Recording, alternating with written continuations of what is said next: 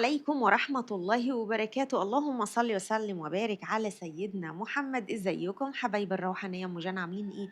يا رب تكونوا بخير ان شاء الله حبايب قلبي.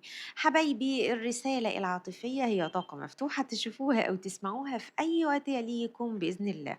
خدوها بشارة كده من العبد الشكورة لله، ولا يعلم الغيب إلا الله سبحانه وتعالى.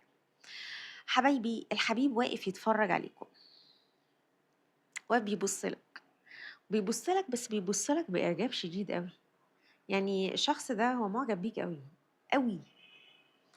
ويمكن انا ما كنتش متوقعه ده قبل القراءه، بس انا شايفه شخص ابتدى تاني يحن، يرق، ابتدى يحس، او ابتدى يعني يحس كده، يقول ايه، تصدق وحشني قوي. يعني هو ابتدى يحس بكده، ابتدى يقعد يقول لنفسه تصدق ده انا حاسس ان انا ابتدى يوحشني. يعني انا هتكلم لكم بالنيابه عنه كده يعني. فالشخص ده هو قاعد يقول لنفسه، هو انا ليه اتصرفت كده؟ ليه؟ ليه خليت، هنتكلم بقى كراجل وست، ليه خليتها تبكي البكا ده كله وتبقى حزينة بالمنظر ده، وتنام معيطة وتقوم معيطة؟ الله أكبر، الله أكبر عز الدين. ليه؟ ليه وصلتها لكده؟ فالشخص ده تحسه كده حبايب قلبي إن عنده ندى. وبعدين بيقول لك حاجة هنا بقى، بيقول لك إيه؟ بيقول لك يا ريتني ما كنت سمعت كلام الناس اللي أذتني في بعدي عنك، لأني أنا ما بعدتش عنك كده. يعني هو بيقول لك أنا ما بعدتش عنك، آم، مش عشان أنا كنت عايز أبعد، لأ، أنا بعدت عشان خاطر أنا اتأذيت نفسيا زيك. يعني هو بيطلب منك الشيء ده، يعني هو من بجاحته هو حاسس إن هو اتأذى نفسيا زيك بالظبط. مش مثلا إن هو اللي مشى وسابك فهو اللي المفروض يبقى فاهم وعارف، لأ، إن هو المخطئ مثلا، لأ. الشخص ده يمكن بادئ من طاقته إنه يدور عليكم يا حبايبي، ويدور على نفسه الأول. يعني قبل ما يدور عليكم انتوا، هو بيدور على نفسه، وكأنه بيقول أنا عايز أشوف أنا عايز إيه. هو قاعد واجه نفسه، يعني هو مثلا قاعد يقول كده، طب أنا هستفاد إيه؟ هو أنا ليه بجري وراه؟ طالما أنا مش أخد الموضوع بجدية، وطالما أنا مش عايز إني مثلا أكون جد في العلاقة، لأن أنا شايفة هنا شخص بيكن لك حب، بس في نفس الوقت هو مش عايز يرتبط، أو مش عايز يكون في علاقة دائمة. أنا شايفة هنا شخص قدامي عنده حب ليك ومنتظر رجوعك، يعني منتظر. على فكرة ده الشخص ده يمكن أنت بتقول هنا، ده مش سائل فيا، ده أنا كلمته وما ردش عليا، ده كلمته وقال لي لا مش هكلمك.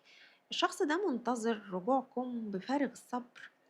بس اوعي بعد ما تسمعي الكلمتين دول تحني وتجري وتروحي تكلميه، لا.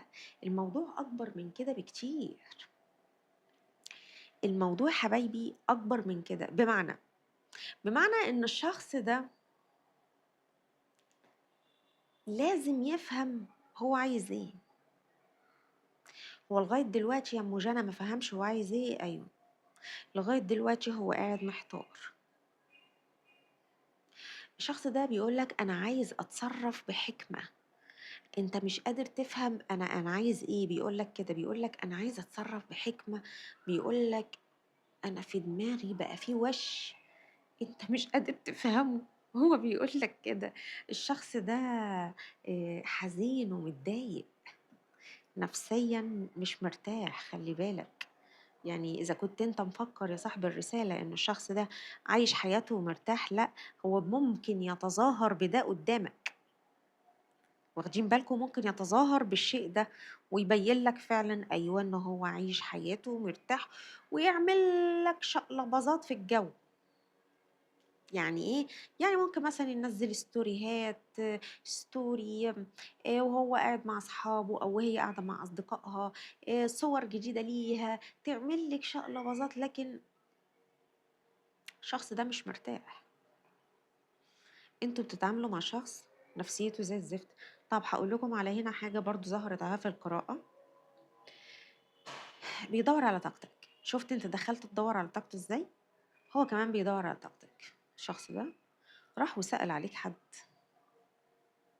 الشخص ده راح سأل عليك زي ما يكون مثلا حد زي عرافة، دخل يتفرج على فيديوهات لطاقتك، بس هو دخل يبحث عليك. اوعى تفكر ان الشخص ده سايبك او مطلعك من دماغه كده، لا. طيب تعالوا نشوف كده اخرتها ايه معاه. نشوف كده الشخص ده عايز ايه.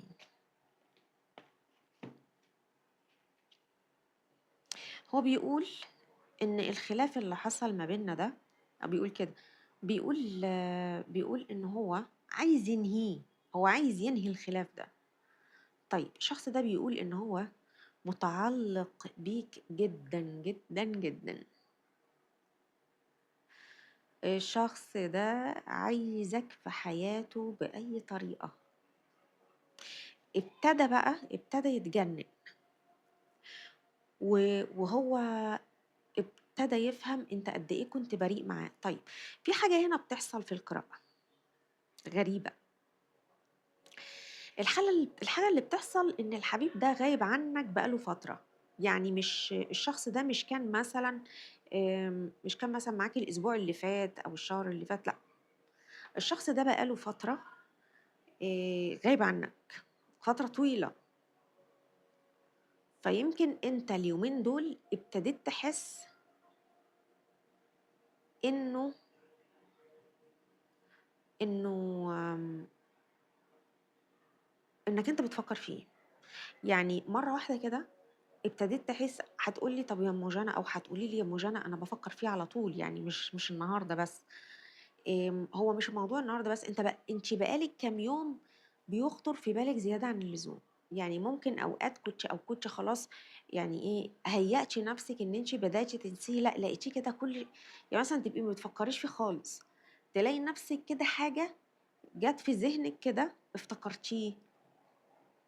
واخدين بالكم؟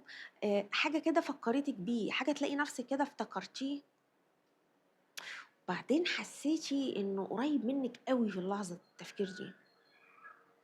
اللحظه دي حسيتي انه قريب قوي منك كده، تحسي انك لقطتيه كده، زي كده شفتي الملقط كده، ان لقطتي طاقته كده في ساعتها، او لقطت طاقته. والاحساس اللي وصل لكم ان الشخص ده حزين جدا وزعلان. بس في ناس هنا راحت له وهو رفض. تمام. طيب هو رفض بناء على ان هو كان عايزك تفضلي تجري وراه تجري وراه تجري وراه. انا رأيي الشخصي ما تعبريهوش، لان هو اللي غلطان. تمام. الشخص ده هو اللي غلطان يا حبايبي. الشخص ده هو اللي وقف، وهو اللي اتحدى، وهو اللي عمل مشاكل هنا اهو. هو اللي وقف، وهو اتحدى، وهو اللي عمل مشاكل، وهو اللي عمل صراعات، وهو اللي عمل هو اللي بوظ العلاقة، هو اللي بوظ شكلها، هو اللي يعني زي ما بيقولوا كده خيبها كده، خلاها خابت.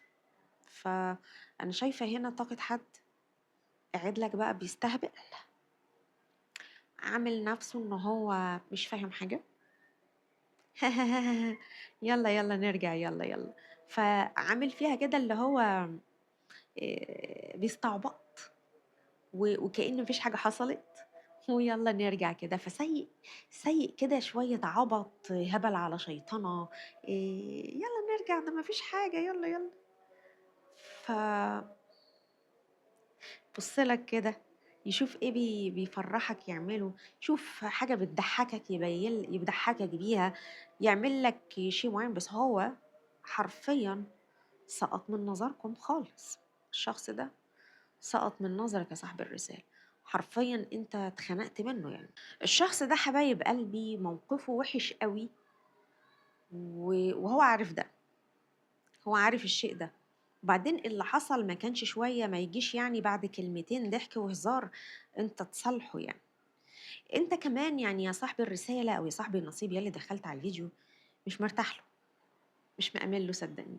يعني أنتِ مش مأمنة له خالص على فكرة، أنتِ حاسة إنه بلوى سودا وإنه بيلعب عليكِ. وخدي بالِك من النقطة دي، في هنا منكم الحبيب راجع لِك عشان فلوسِك، فخلّي بالِك من النقطة دي، مش كلّكم، بس في هنا الحبيب راجع لِك يا حبيبة قلبي عشان فلوسِك، فخلّي بالِك وحرّصي. في منكم بيسأل طب هو ندم على اللي فات، طب هو بيبكي، لأ أنتِ اللي بتندمي على اللي فات وأنتِ اللي بتعيّطي. والقراءة كمان جاية بتقول لِك ما تتسرّعيش، القراءة جاية بتقول لِك اوعي تتسرّعي في الرجوع ليه.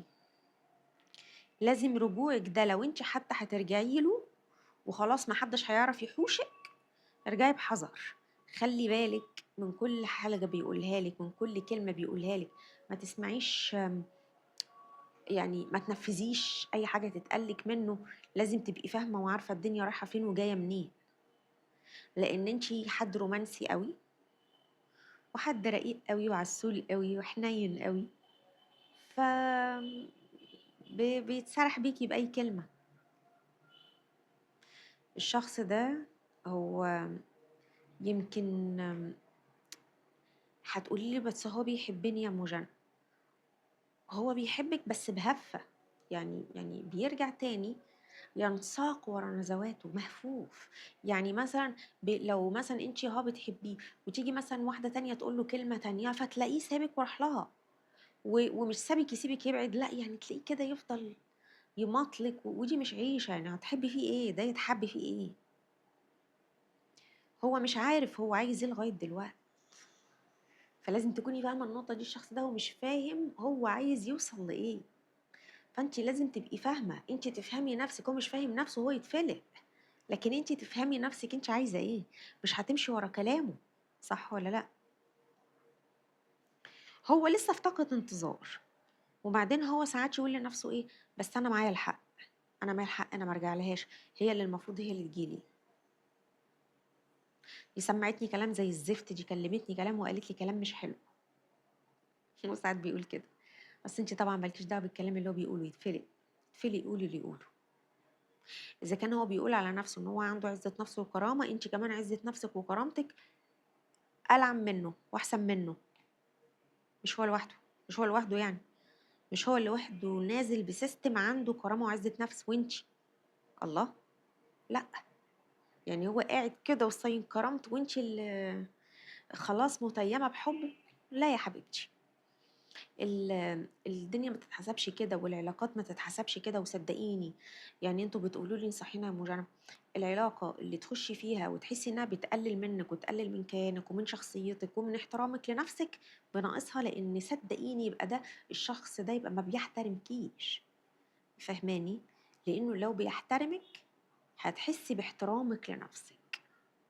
حبايب قلبي بكده رسالة النهاردة تكون انتهت، انتظروني في طاقة بكرة وهقول لكم بكرة إن شاء الله، وفي كل رسالة بإذن رب العالمين الحبيب طاقته إيه وبيكن لكم إيه ومشاعره إيه. عايزة أقول لكم إن هو هيرسم عليك الدور برضو، يعني قبل ما أقفل هيرسم عليك الدور وهيرجع لك، خلي بالك بالحنية والحب، وهيقول لك أنا مشتاق لك، أنا بحبك، أنت وحشتيني، أنت روح قلبي، أنت عينيا، أنت عمري. جاي لِك يا حبيبة قلبي عشان شاكك فيكِ إن أنتِ بتعرفي حد تاني، فقال لِك لأ فرصة روحي الحقها، الحقها قبل ما تطير منك، واخدة بالِك؟ فخلّي بالِك بقى من النقطة دي يا قلبي كويس، خلّي بالِك عشان هو شاكك فيكِ، شوفي بُصّي قاعد يتفرّج عليكِ إزاي من بعيد، شايفة أهو، هو شاكك إن أنتِ معاكِ حد أو بتكلمي حد، فخلّي بالِك، خلّي بالِك شوفي رجوعه ده إيه، شوفي هو عايز إيه، أنت والله عايزني بجد، تمام، اقبل بقى باللي أنا أقوله. فاهماني؟ أنت مش عايزني، مش عايز تقبل باللي أنا أقوله، يبقى ما أنتاش عايزني، فاهماني يا حبيبة قلبي؟ فبرضه شايفة إن هو كل ما بيرجع بضهره لورا يبص عليكِ تاني، فهو مش قادر ينساكِ ومش قادر يتخطاكِ الشخص ده، فامسكي أنتِ في النقطة دي بقى، وإذا كان بيهددِك كل شوية برحيله قولي له ارحل، امشي، امشي مش عايزينك، قولي له كده، قولي له امشي مش عايزينك. المهم راحة بالك يا حبيبة قلبي، تبقي مرتاحة في عدم وجوده ومتضايقة شوية أحسن ما تبقي مش مرتاحة في عدم وجوده ومشككك فيه ومغيرك عليه ومخليكي تشكي ان في واحدة. لا لا لا لا لا. الباب اللي يجيلك منه الريح ايه؟ سد واستريح. شكرا لكم يا حبايب قلبي، وانتظروني في قراءة بكرة وطاقة بكرة ونعرف بيفكر في ايه تاني. شكرا والسلام عليكم ورحمة الله وبركاته.